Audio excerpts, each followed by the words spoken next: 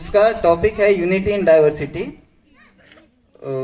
आगे का दौर जो है मैं रश्मि मैम को विनंती करूंगा कि वो आगे का दौर संभालें।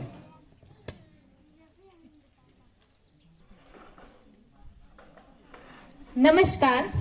आज का जो हमारा मुद्दा है वो है unity in diversity without fragmentation and uniformity, जिसका मतलब होता है विखंडन और एक रूपता के बिना विविधता में एकता। तो यहाँ पे आप जैसे देख रहे हैं दो पक्ष बैठे हैं। एक पक्ष जो है विवाद के पक्ष में अपने मंतव्य रखेंगे और दूसरा पक्ष उसके विरोध में अपना मंतव्य रखेगा।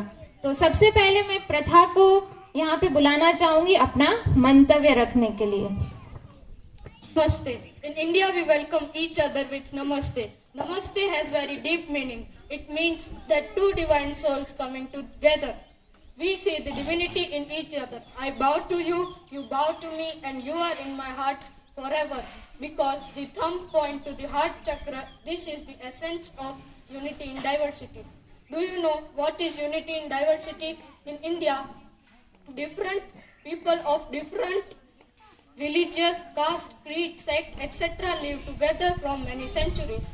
Unity in diversity is a concept which based on the individual has variation in physical qualities, skin color, caste, creed, etc. are not seen as dispute. Hence, India is the perfectly demonstrated country in unity in diversity. As per record, the geography of India is described in the Vishnu Purana slok. Uttaram yat samudrasya himadrasyaiva dakshinam varsham tad bharatam noma bharati yatra sanstiti. It means the country which have ocean in south and Himalayas in north called Bharat or India, or the people which live there are called Bharatvasi or Indian.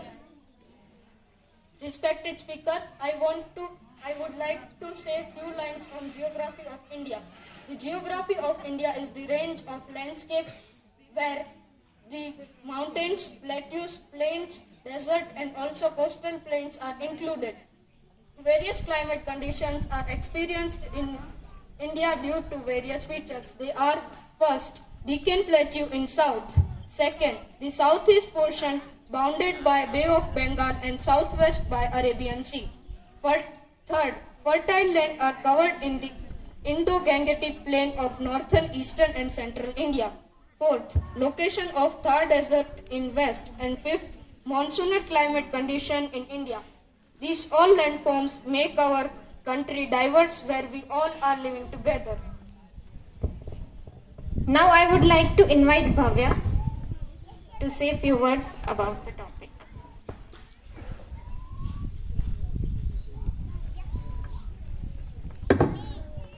जैसे कि मेरे साथी मित्र प्रथा ने आपको बताया कि भारत भौगोलिक दृष्टि से, धार्मिक दृष्टि से और सांस्कृतिक दृष्टि से बहुत सारी विविधताएं हैं। इसी विविधता के कारण यहाँ के लोग अपनी अपनी संस्कृति से लगती बहुत सारी कलाकृतियां भी बनाते हैं, जैसे कि हस्तकला, चित्रकला, मड वर्क और पत्थरों पे नक्काशी आदि कलाकृतियां भी बनाते हैं। इसके कारण यहाँ के लोग अपना रोजगार भी पैदा कर सकते हैं और यह अर्थतंत्र को भी मजबूत बनाने में मददरूप है। कला के साथ साथ भारत उद्योग व्यवस्था के मामले में भी आगे बढ़ रहा है। रिकॉर्ड के मुताबिक वर्ष 2021-22 में इस क्षेत्र का विकास भी हमें देखने मिला है। औद्योगिक क्षेत्र के साथ साथ सेवा क्षेत्र और कृषि उत्पादन के मामले में भी भारत ने ऊंचाइयां प्राप्त की है। आप सभी लोग जानते ही होंगे कि भारत कृषि प्रधान देश है। भारत विश्व में दूसरा सबसे बड़ा गेहूं और चावल का उत्पादन करने वाला देश है। इसके अलावा वर्तमान में भी भारत सूखे मेवे यानी कि ड्राई फ्रूट्स, कृषि आधारित कपड़ों का कच्चा माल जैसे कि सिल्क और कॉटन, दाल, अंडे, चावल, नारियल जैसे उत्पादन भी है। यहाँ का कृषि उत्पादन भारत से दूसरी जगह भी जाता है और यह हमारे अर्थव्यवस्था में भी सुधार लाता है और उसे मजबूत भी बनाता है।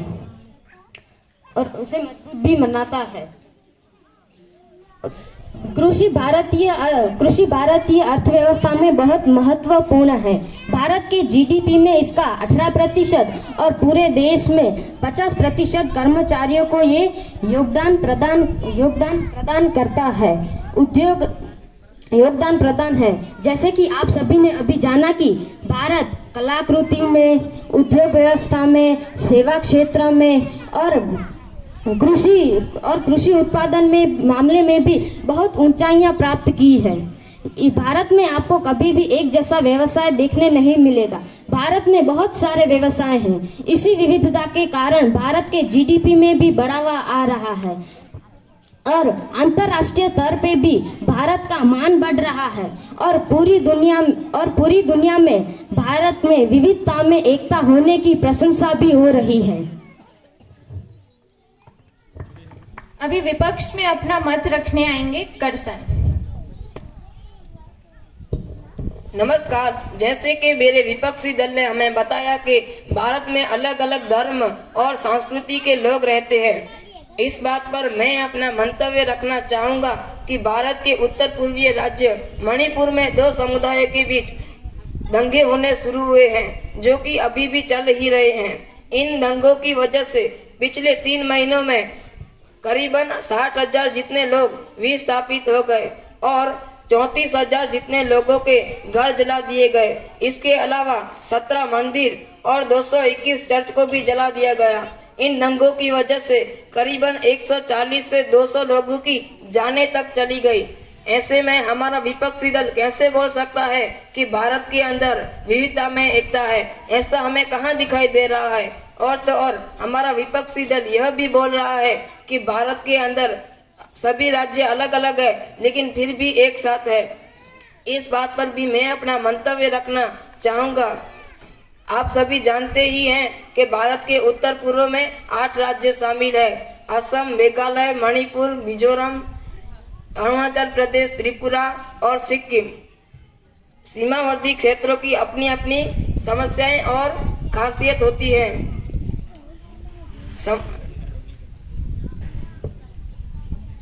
भारत में असम के साथ मेघालय, अरुणाचल प्रदेश और मिजोरम का सीमा विवाद चल रहा है और अरुणाचल प्रदेश के साथ मिजोरम का सीमा विवाद भी चल रहा है।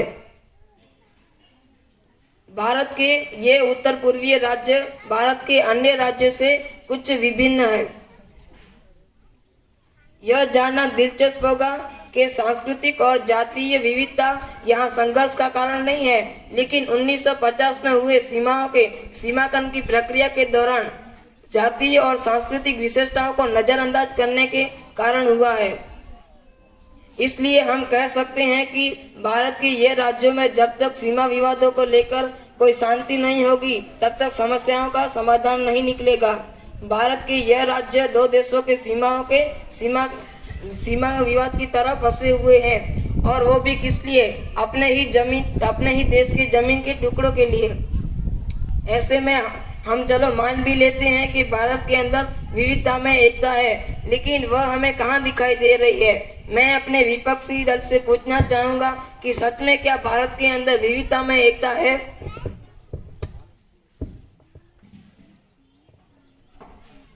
विपक्ष दल से शिवानी अपना मंतव्य यहाँ पे रखेंगी।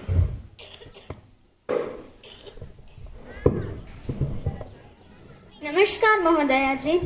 जैसे कि मेरे मित्र भव्य भैया ने आपको बताया कि भारत में औद्योगिक विकास होने से देश के अर्थतंत्र में सुधार आ रहा है, खेती अच्छी हो रही है, औद्योगिक सेवा और कृषि क्षेत्र में विविधता और सब मिलके जीडीपी बढ़ाते हैं। पर यहाँ पर मेरे मत अनुसार एकता देखने नहीं मिलती है। आज उद्योग पे ज्यादा ध्यान दिया जा रहा है। आज जैसे हम डेवलपमेंट बोल रहे हैं, लेकिन विकास के नाम पर हम आज भारत को मॉडर्न बनाने चले हैं, जिसमें धीरे धीरे करके खेती कम होती जा रही है। पिछले कुछ दशकों में भारत में खेती का योगदान 50% से भी कम हो गया था, जिसमें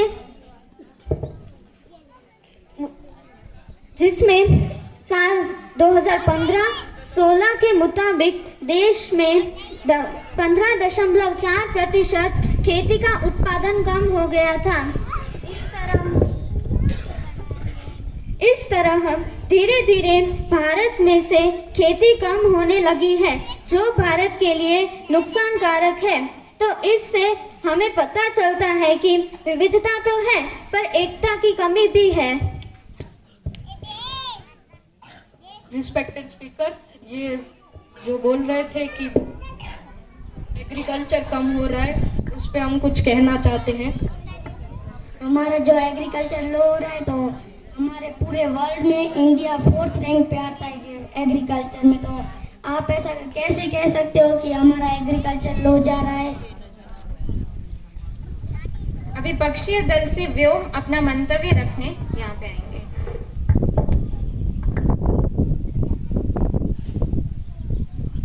I respect the point that the opposition group has raised, but in very big country like India, it is very different point of views. But by making people educated and aware about the culture, we can bring unity in people. So let us talk about cultural diversity.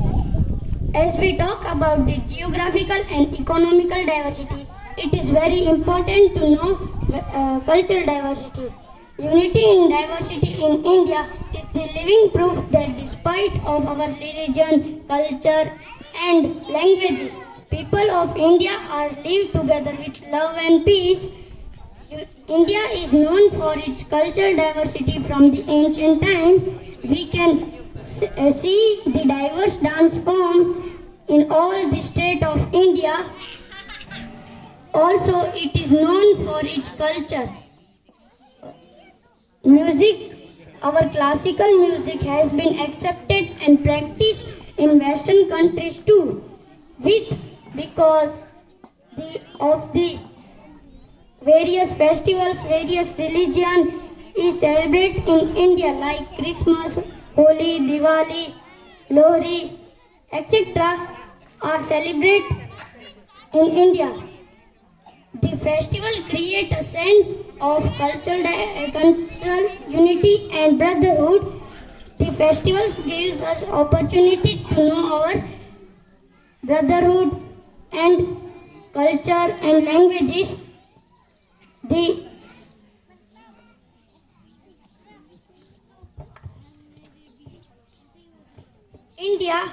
Indians are deeply connected with rituals, tradition and culture.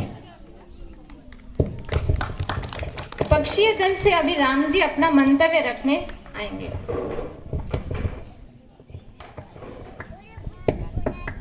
जैसे मेरे साथी व्योम ने आपको बताया कि भारत में अलग अलग धर्म, त्योहार और संस्कृति है। स्वाभाविक बात है कि इतने सारे समुदाय होने के कारण जैसे लोगों की संस्कृति अलग है, वैसे उनके भाषाएं और खान पीन भी अलग है। एक रिकॉर्ड के हिसाब से मैं आपको बताना चाहता हूं कि भारत में कुल 121 भाषाएं और 19,500 जितनी बोलियां बोली जाती हैं। इतनी सारी भाषाएं होने के कारण भी लोग एक दूसरे के साथ अच्छे से वार्तालाप कर सकते हैं। तो हमारे विपक्षी दल ये कैसे कह सकते हैं कि हमारे देश में विविधता में एकता नहीं है? भारत में वातावरण के हिसाब से लोगों के खाने में भी विविधताएं देखने मिलती हैं, जिससे आप सभी लोग शायद परिचित ही होंगे। भारत में 2000 से भी ज्यादा खाने के व्यंजन हैं। उदाहरण के तौर पे भारत का राष्ट्रीय खाना खिचड़ी है, लेकिन आश्चर्य की बात यह है कि ये खिचड़ी भी भारत में अलग अलग जगहों में अलग अलग तरीके से बनाई जाती है। ऐसी मान्यता है कि यहाँ के लोग हिंदू नहीं होते, लेकिन आपको यह जानकर आश्चर्य होगा कि यहाँ के 75% लोग हिंदू हैं और सारे हिंदू त्योहार अन्य राज्यों की तरह धूमधाम से मनाते हैं। और यहाँ 17% लोग ईसाई धर्म का पालन करते हैं, लेकिन इसमें भी हमें कोई संदेह नहीं होना चाहिए, ना ही कोई दिक्कत होनी चाहिए, क्योंकि आखिरकार भारत विविध धर्मों का पालन करने वाला देश है। तो फिर मैं अपने विपक्षी मित्रों से यह पूछना चाहूंगी कि क्यों हम उन्हें नहीं अपना रहे हैं। तो आखिरकार वो है तो भारतीय ही ना, वह भारत में रहते हैं, फिर भी हम उन्हें क्यों नहीं अपना रहे हैं? क्यों हम उनके साथ कठोर व्यवहार कर रहे हैं? क्यों हम उन्हें कहीं आने जाने की परवानगी नहीं दे रहे हैं? धन्यवाद। यह एक मुद्दे पे बहुत ही विचार करने जैसी बात है। अभी विपक्ष दल से ही मैं दत्ता को यहाँ पे बुलाना चाहूंगी अपना मंतव्य रखने के लिए। पेरेंट्स को मैं बताना चाहूंगा, ये डिबेट होने के बाद इस पर से मैं कुछ क्वेश्चंस आप लोगों को करूंगा, ठीक है? तो आप रेडी रहना।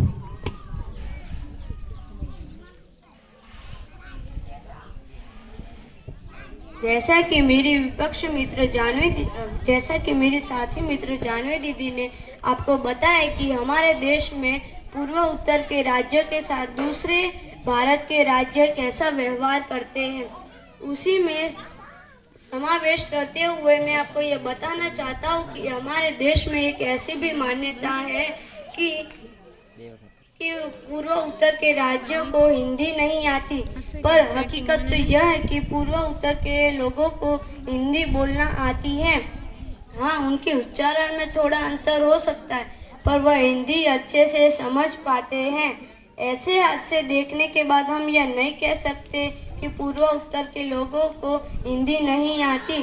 तो यह कि विविधता में एकता है, क्योंकि हमारे देश में ही हमारी संस्कृति,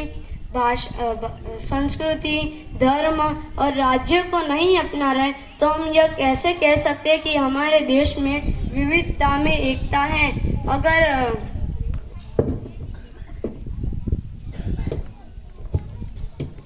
उसके अलावा मैं आपको यह भी बताना चाहता हूँ कि जैसे हमने सुना कि हमारे देश में भौगोलिक विविधता है, ऐसे ही खाने में भी हमारे देश में विविधताएं हैं। तो अगर हम किसी राज्य में जाते हैं तो हमें खाने में विविधताएं मिलती है, तो हमें उसमें परेशानियां भी होती हैं और स्वास्थ्य में भी असर होता है। तो मैं क्यों हम हमारे पूर्व उत्तर के राज्यों की संस्कृति, धर्म और राज्य को हम क्यों नहीं अपना रहे? पक्षीय दल से अभी मैं आयत को यहाँ पे बुलाना चाहूंगी, वो अपना मुद्दा रखेंगे। अब मैं आप सभी का ध्यान एक बहुत ही खास बात पे दोहराना चाहूंगी। भारत एक ऐसा देश है जहाँ विविध धर्मों में एकता देखी जाती है। दुनिया के 8 अलग अलग धर्म भारत में बसते हैं। यह 8 धर्म हिंदू, मुस्लिम, सिख, ईसाई, पारसी, जैन, बुद्ध और यहूदी है। इतना ही नहीं,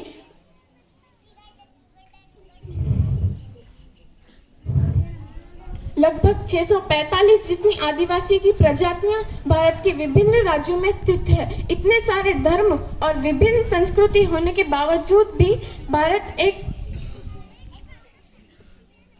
एक ऐसा धर्म है, भारत एक ऐसा देश है जहां अलग अलग धर्म पाए जाते हैं। सिर्फ इतना ही नहीं, हमारे देश के पुराणों में कहा गया है वसुधैव कुटुंबकम, अर्थ पर पूर्ण। धरती हमारा कुटुंब है जहाँ लोग भाईचारा देखकर एक दूसरे के साथ रहें। इस बात का सबसे बड़ा उदाहरण यह है कि भारत में अगर प्राचीन समय से अगर देखा जाए तो आर्यवंश, नंदवंश, मौर्य वंश, मुगल साम्राज्य, अंग्रेज साम्राज्य और भी कई, यह सब यहाँ पर आए और यहाँ आके बसे और यहाँ की संस्कृति ने इन्हें अपनाया। और मैं कहना चाहूंगी कि भारत ने इन सभी को अपनाया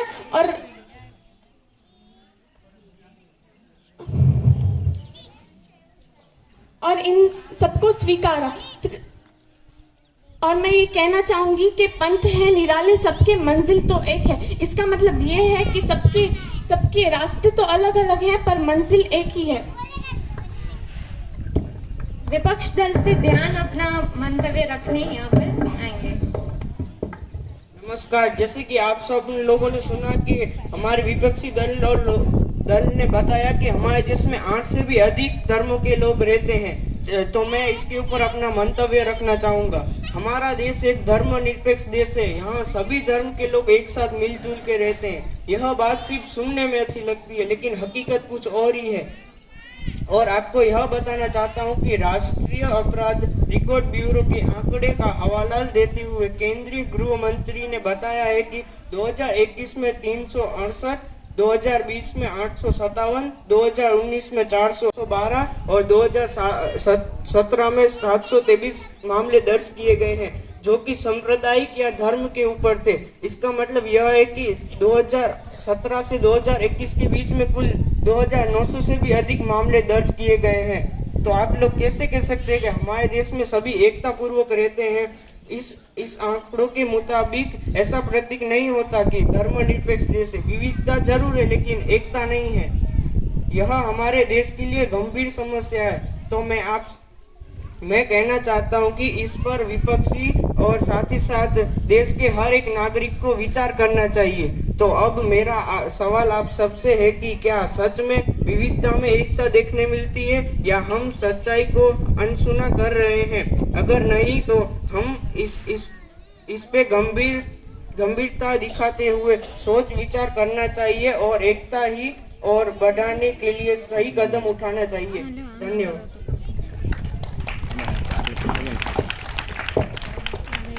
मैं दोनों ही पक्षों का धन्यवाद यहाँ से करना चाहूँगी। बहुत अच्छे से पहले ही प्रयास में इन्होंने मेहनत करके अपने मंतव्य यहाँ पे रखे हैं। अभी अगर हम बात करें विविधता में एकता की, वो भी हमारे देश की, तो आप लोगों में से कितने लोग राजी होंगे कि हाँ सच में हमारे यहाँ पे विविधता में एकता है? सिर्फ अपना हाथ उठाइए, दिल से कहिएगा कि क्या हमारे देश में विविधता में एकता है। बस 3, 4, 5 लोगों ने ही हाथ उठाया।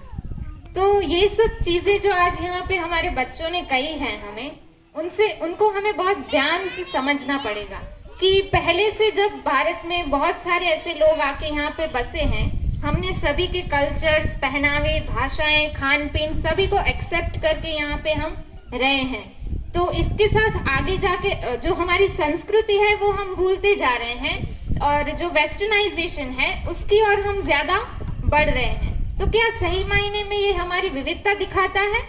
हमारी संस्कृति को भूल के हम जो वेस्टर्न कल्चर्स हैं वो अपना रहे हैं।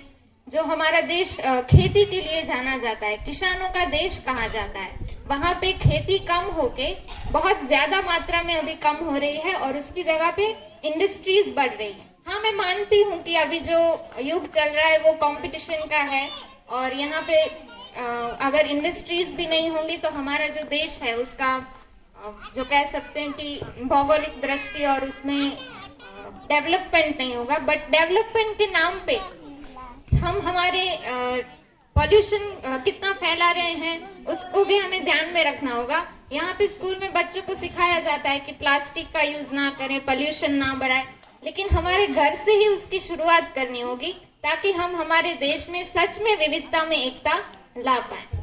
धन्यवाद।